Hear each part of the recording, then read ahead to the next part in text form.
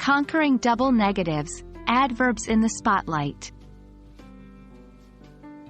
Hello, English learners. Today, we're going to dive into a crucial aspect of English grammar, something that can make or break your sentences.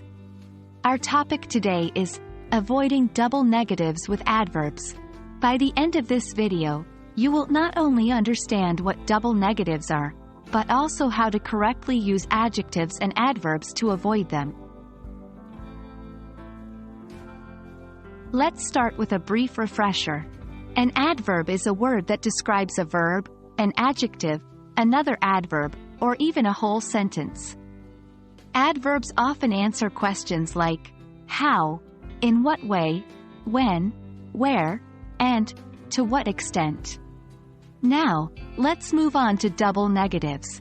In English, two negatives are believed to cancel each other out, making a positive statement. This rule, known as the double negative rule, can be tricky, especially when using adverbs. Here's an example of a double negative. I don't need no help. Instead, the correct sentence should be, I don't need any help. Now that we've reviewed adverbs and double negatives, let's look at how negative adverbs can cause double negatives. A negative adverb negates the meaning of the verb it modifies.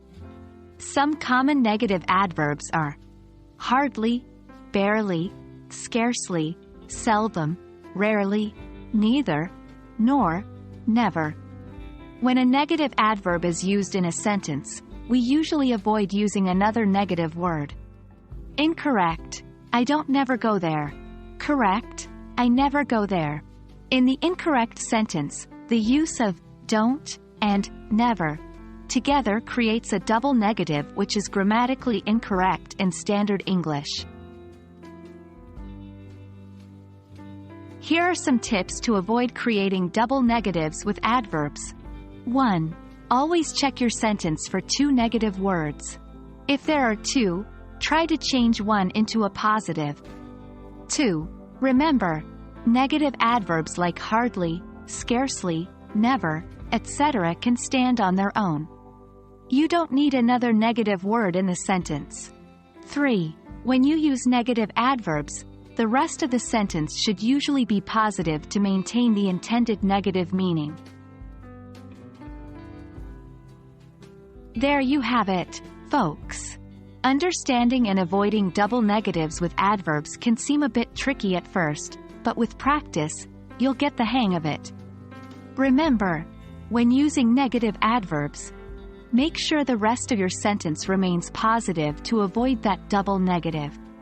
Keep practicing, keep learning, and you'll master the art of using adverbs correctly. Thanks for watching, and until next time, happy learning!